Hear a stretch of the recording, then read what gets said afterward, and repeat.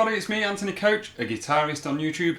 Did you hear those three notes? I just played D, F and G. I hope you like those notes because they're the only three notes that you're going to hear during this solo that I'm going to play today. Because I thought I'd give myself a little bit of a challenge. I gave myself 1 hour, just 60 minutes, to see what I could do with just three notes. And when I say that, I mean in the lead playing. The chords underneath add some other notes, but the lead shred solo could only have those three notes, D, F and G. In any octave though. I'm not a complete crazy person.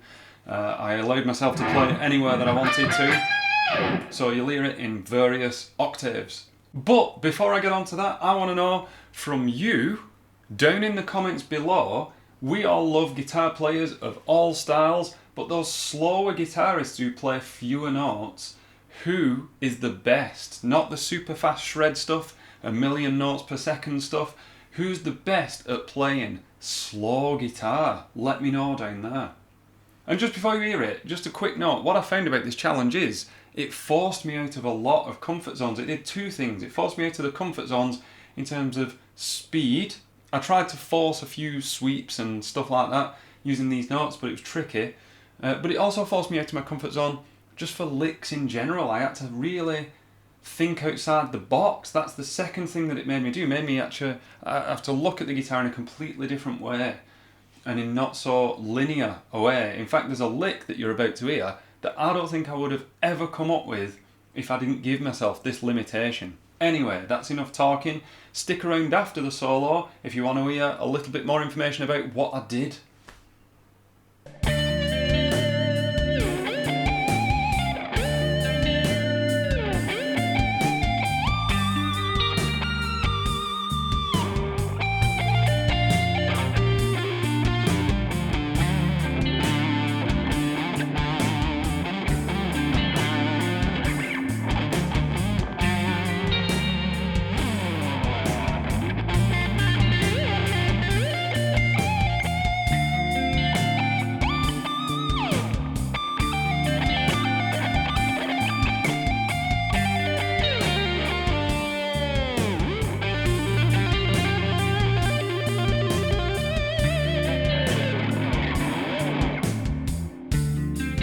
There you go.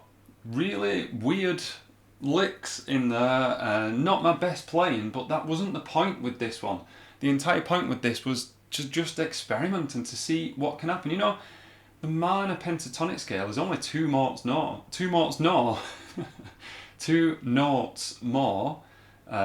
than what I did. If I wanted D minor, I would just add those other notes. A and C, but I didn't add those, I just had D, F and G. And there was no real rhyme or reason to me choosing those, but what it did do actually, before I get on to some of the things that I played, was it made me write out just a little bit of music theory before I even got going, because those notes appear in more than one chord in the key of D minor. So I played the chord of D minor, which is D, F, A, so D, F is two of those notes, G is the 11th in that key and over that chord. What was the next chord? G minor, which I played like this. G, B flat, D, G, B flat, D. So I already have a D and G in the three notes that I added. And then that last chord was a B flat major chord, 7, B flat major 7, like this, which is B flat, D, F. I already had D, F, so I made a conscious decision to make sure that the chords that I picked had a couple of the notes that I'd chose. It was dictated for me, really. That was interesting in itself. Then came the fretboard knowledge. I had to just map out where I was going to play on the neck. Yeah, that's right. No, that's E. Okay, I confused myself there. That was one. Where was the other? You even heard me play that high F up there. Like that. It just made me think about playing in positions that I've never really thought about before. It's so limiting, but it was fun. And then came the lead playing.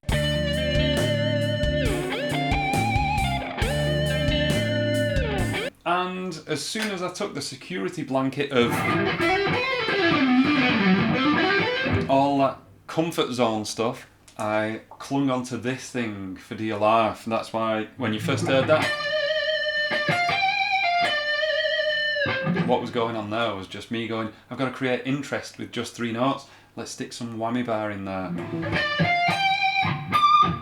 Then it went up there, I had to bend for that F. What happened next? Well, just an octave thing. Just played that and then played it again there. Then ended with a bit of a rhythmic idea that I really, really liked.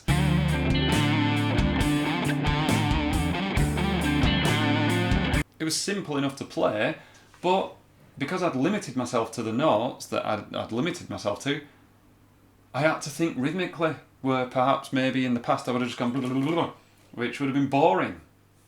So I ended up with something like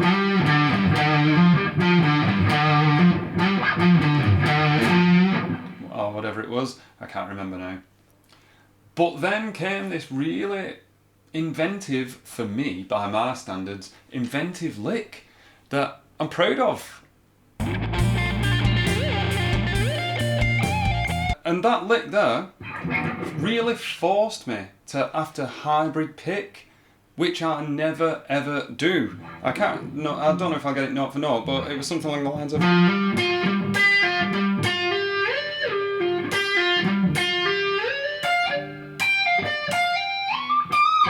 something like that. But having to play those notes F and G and then up here, which I would never really think of previously. Sliding up to that D again, where I know my 3 notes are up there.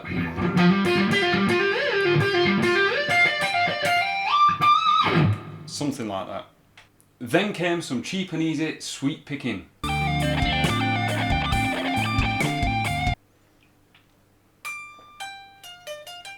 Which I just modified from every other 3 note per string pattern that I've ever done. Whoops. Then a little descending lick, and I thought, well, how can I end this? What can I do that I've not already done? And then it just dawned on me that I've got a G string. So I can do some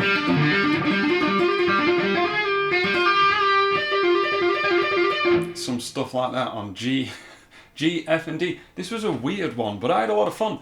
Hopefully it sparks some inspiration in you to do something similar. Remember, the pentatonic scale is just 5 notes.